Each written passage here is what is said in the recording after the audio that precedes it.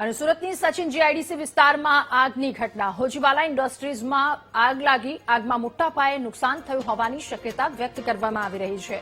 Nylon textile કાપડ બનાવતી આ ફેક્ટરી કે જ્યાં ભીષણ આગની ઘટના ફાયરની ટીમને જાણ કરતા ટીમ દ્વારા આગ પર કાબુ મેળવવાનો પ્રયાસ હાથ ધરવામાં આવ્યો। ફાયર બ્રિગેડ દ્વારા મેજર કોલ જાહેર કરવામાં આવ્યો છે, ત્યારે આગ શા કારણે લાગી એ હજુ સુધી અકબંધ છે। સુરતમાં વધુ એક આગની ઘટના જીઆઈડીસી પાસે આગ લાગી, જો કે આગ એટલી વિકરાળ મેજર કોલ જાહેર કરવો પડ્યો। ફાયર વિભાગની ટીમને જાણ કરાતા ટીમ ઘટના સ્થળે આગ પર કાબુ મેળવવાના પ્રયાસ હાથ ધરવામાં આવ્યા છે। ત્યારે સુરતના સચિન વિસ્તારની જીઆઈડીસીમાં આગની ઘટના હોજીવાલા ઇન્ડસ્ટ્રીમાં ભીષણ આગ લાગી। વધુ માહિતી મેળવીશું। સંવાદદાતા ધ્રુવ આપણી સાથે ફોનલાઈન પર જોડાયા છે। ધ્રુવ, સુરતના હોજીવાલા ઇન્ડસ્ટ્રીમાં ભીષણ આગની ઘટના, હાલની સ્થિતિ શું અને કોઈ કારણ સામે આવ્યું કે કેમ?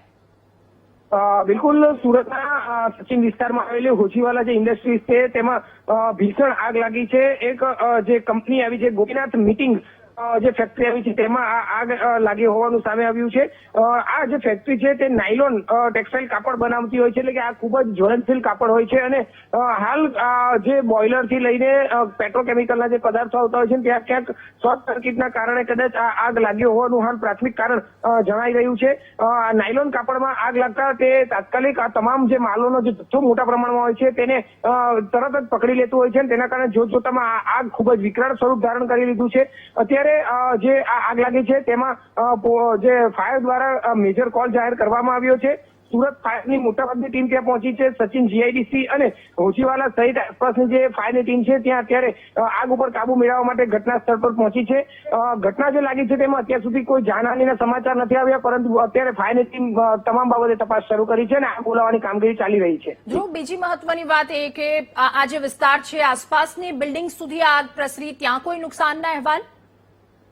બિલકુલ, હાલ આખો ઇન્ડસ્ટ્રીયલ વિસ્તાર છે અને તમામ જગ્યાએ ફેક્ટરીઓ આવી છે, એટલે અત્યારે જે રીતે આખી આ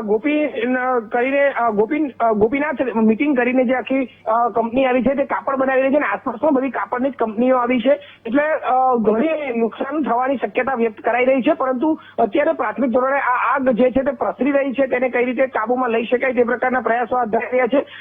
ગોપીનાથ મીટિંગ સહિતની આસપાસની જે કંપનીઓ છે તેમાં પણ આગ ધીરે ધીરે પ્રસરે તેવી શક્યતા જોવા મળી રહી છે અને નુકસાન પણ થાય તેવી શક્યતા જોવાય છે। જી ધ્રુવ, આભાર આપનો વિગતો સાથે જોડાવા બદલ।